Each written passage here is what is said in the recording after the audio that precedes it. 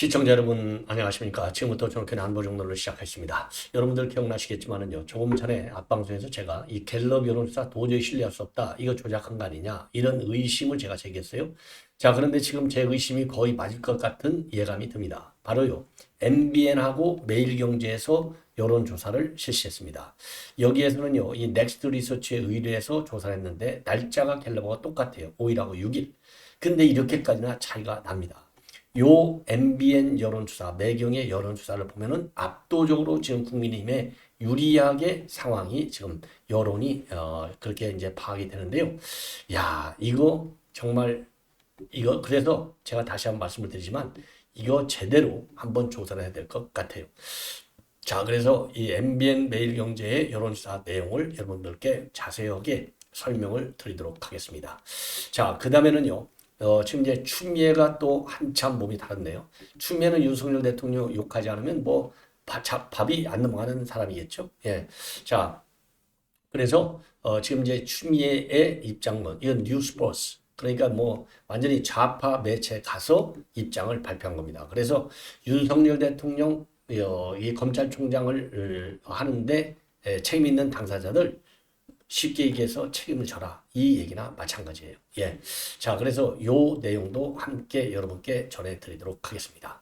자, 그 다음에요. 예, 그 다음에 이제 돈봉투 사건과 관련해서 검찰이 열이 바짝 났습니다. 자, 그래서 지금 검찰에서 이제 공식적으로 입장문을 내놨어요. 굉장히 유감스러운 입장문을 내놨습니다. 자, 요 내용도 함께 말씀을 드리도록 하겠고요.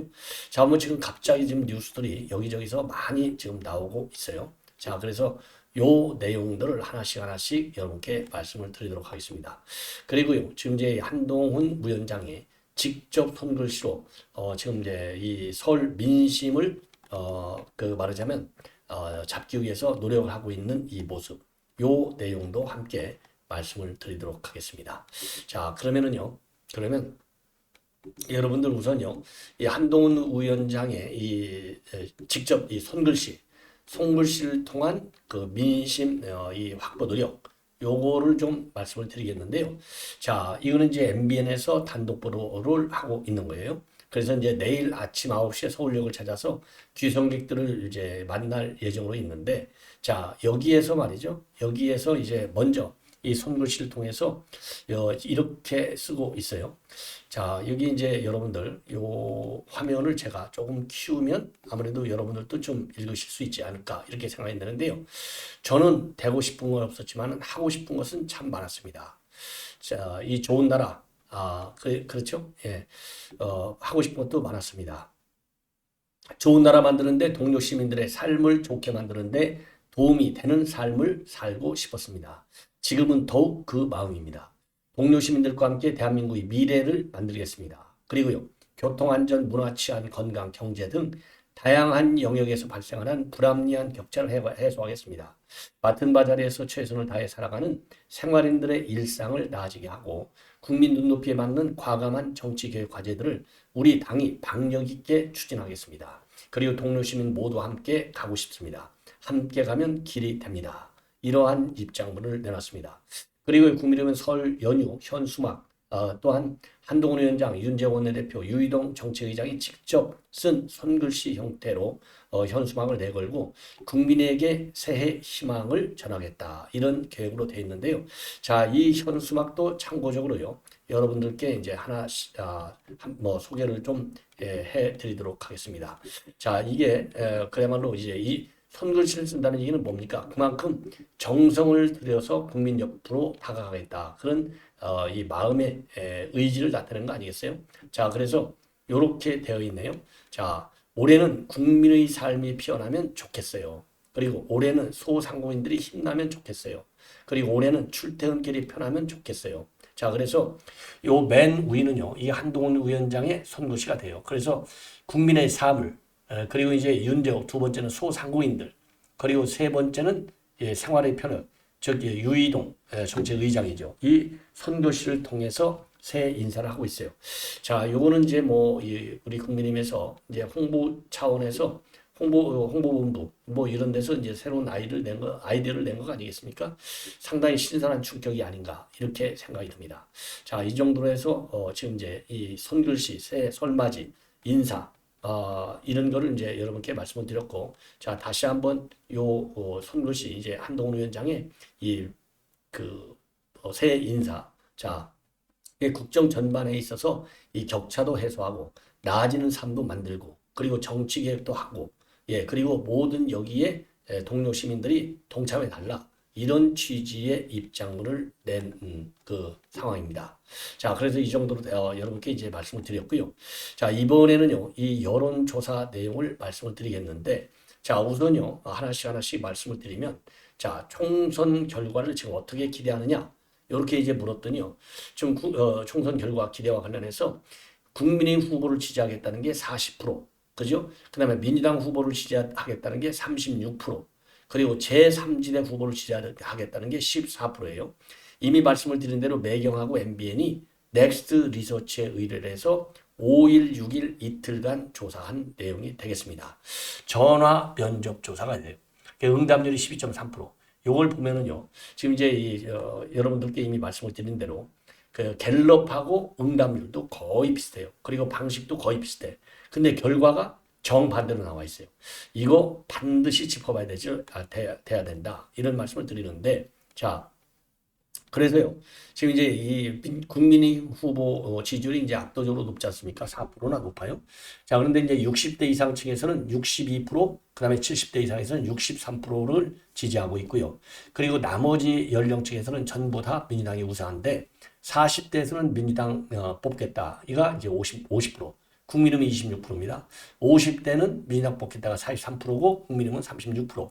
그리고 20대에서는 39%대 국민의힘이 22%. 그리고 30대는 36% 대 국민의힘이 32%. 이렇게 돼 있고요. 지역별로는요, TK 지역에서 59%, 그리고 부울경은 43%, 강원 제주가 50%로 국민의힘이 높아요. 그리고 이제 수도권 민심을 봤더니 서울에서는 국민의힘이 44, 민주당은 35. 그러니까 이제 서울은 국민의힘이 앞섭니다. 그리고 인천 경기에서는 민주당이 37, 국민의힘이 35가 됩니다. 자, 이 정도로 이제 말씀을 드리고요. 그 다음에 이제 정당 지도가 되겠습니다. 정당 지도를 보면요. 자, 정당 지도를 보면 이렇게 지금 나와 있는데요. 제가 보여드릴게요. 국민의힘이 34, 민주당이 27입니다. 그리고 이준석, 이낙연, 다른 정당들이 모두 2%고요. 정의당이 1%. 그런데 여기서 주목되는 점은 지지 정당이 없다. 무당층이 30%나 돼요. 이 무당층이 오히려 민주당보다 더 높아요. 예, 요것이 하나의 이제 큰 특징이다. 이렇게 이제 보여지는데요. 예. 자, 그래서 이 정당 지지들을 보면은 오차 범위 밖에서 지금 우리 국민의힘이 제일 1등으로 달리고 있고요. 그 다음에 이제 대통령 평가와 관련해서는 긍정평가가 37%, 그리고 부정평가가 58%인데 중도층의 부정평가가 상당히 높습니다. 69%. 그리고 보수층의 긍정평가는 67%. 그리고 진보층에서의 부정평가가 무려 86%다. 이 정도로요, 이념 진영으로 지금 완전히 나뉘어져 있고 상당히 이 상황이 심각하다. 이렇게 판단이 됩니다. 자, 그 다음에는 이제 김건희 여사와 관련된 이 리스크. 여기에서 총선에 영향을 미친다가 58%예요. 자, 그리고 영향을 미치지 않는다가 39%로 되어 있습니다. 예. 39%. 자, 그래서 요거는 이제 오늘 밤에 윤 대통령이 입장을 발표하는 걸로 되어 있죠. 자, 그 다음에는요, 또 윤 대통령하고 최근에 이제 정면 충돌 사태에서 누가 이득을 받느냐 했더니 한동훈 위원장이 이득을 받다가 24%, 윤 대통령은 4%에 불과합니다. 자, 그런데 중요한 것은 두 사람 모두에게 손해다. 이게 38%예요. 그리고 두 사람 모두에게 이익이다가 무려 이것도 15%나 됩니다. 그 다음에는요, 지금 이제 86세대 운동권 청산해야 되겠느냐? 이 퇴진론에 대해서 찬성이 44, 반대가 43, 팽팽하게 되어 있네요. 그 다음에 이제 마지막으로요, 마지막으로 한동훈과 그 다음에 지금 그 이재명 차기 지도자 요거를 조사를 해봤어요. 압도적으로 높습니다. 한동훈이 42%, 이재명이 36%. 그래서 6%나 높게 나오고 있습니다. 자, 그래서 이게 MBN하고 매일경제 여론조사를 보면은 게임이 한 대가 모두 우리 국민에게 유리해요. 누구한테 뽑을래도 유리, 정당 지지율도 유리, 그 다음에 차기 지도자 면에서도 유리, 전부 유리하게 되어 있는데 참고적으로 말이죠. 이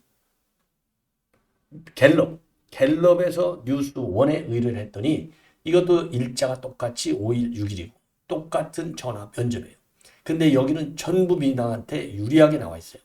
그래서 윤 대통령의 긍정평가에는 30%밖에 안 되고 부정이 65, 굉장히 높잖아요. 예. 자, 그리고요. 정당 지지율도 마찬가지로 지금 이 민주당이 높게 나와 있어요. 그리고 누구한테 국회의원, 누가 당선돼야 되느냐 물어봤더니 민주당이 36, 국민의힘과 32로 되어 있어요. 자, 그리고 누구한테 투표할래? 이것도 마찬가지. 민주당이 42, 국민이 32.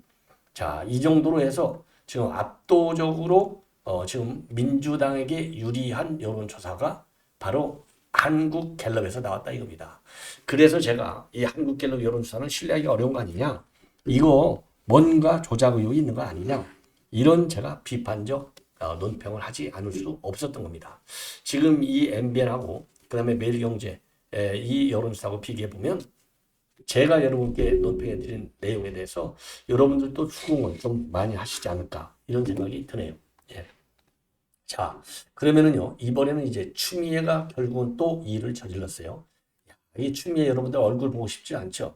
그래도 한번 보여드리겠습니다. 요 모양새로 지금 이진동의 속터뷰 프로그램에 나왔어요. 이거 뭐 이 좌빨 프로그램에 나와서 입장을 발표한 거예요. 요 얘기는 뭐냐? 지금 자기가 출마해야 되는 거 아니겠어요? 그래서 이제 본인에 대한 홍보 차원에서 내가 이 피해자 코스프레요. 문재인한테 이렇게 당했다. 문재인이가 나를 이렇게 당하게 해놓고 윤석열을 챙겼다. 그러니까 이 문재인이가 책임 문제 있는 거 아니냐? 그 밑에 비서실장이었던 노영민이도 마찬가지였다. 부하내동했다. 요게 이제 추미애 발언의 핵심이 되겠습니다. 그래서 검사 하나도 자기 장관의 인사권이 없더라. 그 대표적인 게 바로 손준성이다. 손준성이 절대 자르면 안 된다고 압박을 가하더라. 이거 노영민이가 했다. 자, 이러한 주장을 내놓고 있어요. 자, 그래서 여러분들 이거 뭐 말 같지 않아서 제가 상대하고 싶지 않은데 그래도 지피지기 백전백승이기 때문에 이 추미애 이 궤변 이거 뭐 유명하잖아요. 추미애 궤변도요. 이거 기네스북에 올라갈 정도라고 저는 생각을 하는데 자, 추미애 궤변을 여러분께 말씀을 드리겠는데 자, 오늘 뉴스버스 이 TV 이진동의 속터뷰 누구냐 넌 여기에 나왔어요. 자, 그래서 윤석열을 키운 거는 검찰총장의 징계 국면에서 바로 문재인의 신임 때문이었다. 그러니까 문재인과 책임져야 된다라고 지금 이 입장을 밝히고 있어요. 예. 자, 그리고요. 지금 이제 뭐냐? 그 이 임종서이가 문재인 책임론 또 이 친문 세력의 책임론 하는 걸 반대하고 있지 않습니까? 그러니까 이제 임종석이한테 대한 반발의 의미도 지금 가지고 있어요. 자, 그래서 이제 추미애가 오늘 뉴스버스에서 밝힌 내용을 보면은 2021년도 1월 18일 날 신년사가 있었는데 그때 윤석열 검찰총장을 챙기고 나온 발언 이것이 굉장히 잘못됐다. 뭐라고 챙겼느냐? 문재인 정부의 검찰총장이다. 이렇게 이제 신임을 표명하고 정치할 생각을 하면서 검찰총장 역할을 한다고는 생각하지 않는다. 이게 얼마나 문재인이가 잘못된 거냐 이거예요. 자, 그리고 내가 임명한 검찰총장이고 지위를 이용해서 정치를 하는 게 아니고 법무장관과는 입장과 견해 차이에 불과한 갈등이라고 해놓고서 장관을 사퇴시키고 이게 윤석열을 키운 것 발언 아니냐. 왜 내가 윤석열을 키웠다고 하느냐. 예. 그러니까 본인이 이제 추나땅 아닙니까? 추미애가 1등 공신하는 거 아니에요? 윤 대통령 만든데 그게 아니라 이겁니다. 바로 문재인이라는 것이죠. 예. 자, 그리고요. 또 법무장관 재임 때 개혁 인사 차원에서 손준성 검사하고 대변인인 권순정 검사 현재 법무부 검찰국장을 하고 있어요. 이 사람들을 인사 조치하려고 했는데 윤 총장 측에서 세게 항의가 들어왔고 이를 관찰하려 하니까 노영민이가 나를 가로막더라. 그러면서 당시 노영민한테 직접 전화를 받았는데 손준성 검사 딱 한 명만 꼽아서 그건 대통령 뜻이야. 그러면서 유임하라고 요청을 하더라. 이렇게 폭로하고 있어요. 자, 이거 왜 그러느냐? 그 당시 손 검사가요. 대검 수사 정보 정책관했어요. 자, 그래서 요거를 본인이 이제 결국은 줄였는데 그 당시 2020년도 이 8월인데 말이죠. 검찰 개혁 차원에서 대검의 수사 지휘 기능을 뒷받침하는 수사정보정책관실을 수사정보 담당관실로 축소했습니다. 그래서 기구 축소와 함께 책임자가 정책관인 차장검사급에서 담당관인 부장검사급으로 낮아졌어요. 그래서 이 손준성이는 기구 축소 이후에도 수사정보담당관으로 유임이 되게 됐는데 이렇게 유임되게 한 뒤에는 바로 문재인과 노영민이가 있다 이거죠. 예. 자, 그러면서 일선 검사를 대통령이 할 리가 있느냐? 없지. 그러면서 손검사 유임을 엄호한 것은 윤석열 검찰총장이 부탁하니까 대통령 뜻이라고 노영민이가 나를 제압하고 밀어붙일 격이다. 그러면서요. 당시 검찰 간부와 검사 인사를 하려고 하면 계속 제동이 걸렸는데 결국 그 뒤에는 청와대 비서실장이 있다고 봐야 될 것 아니냐. 이렇게 비판하고 나섰어요. 폭로하고 나선 거죠. 그리고 또 윤 대통령이 검찰총장이 되기 직전에 당시 민정수석실은 검찰총장 부적격 이유가 담겨있는 정보를 취합해서 80쪽짜리 보고서를 대통령에게 보고했는데 문재인은 그걸 감수하고도 윤석열 검찰총장을 임명하더라. 그리고 최근에 한 사실인데 청와대가 윤 총장 징계 국면에서 진보 패널한테 추장관이 잘못된 것이야. 징계 절차도 잘못한 것이야. 그게 다 위법이야. 이런 식의 말을 하라고 진보 패널에게 압박을 줬다. 그래서 하나의 문재인 청와대 지침 같은 것이 있었다. 이렇게 폭로하고요. 그 당시 청와대에서 요청을 받고 나를 열심히 비판했던 진보 패널에게서 최근에 그게 참 미안하게 됐다. 이런 얘기를 들었다라고 폭로하고 있어요. 자, 그런데 말이죠. 실제로 진보 패널로 분류되고 있는 시사평론가 A씨가 지난 5일날 뉴스포스에 나와가지고 뭐라고 얘기했느냐. 검찰총장 징계 때 추미애가 징계 절차를 어겨서 징계가 안 될 것이다.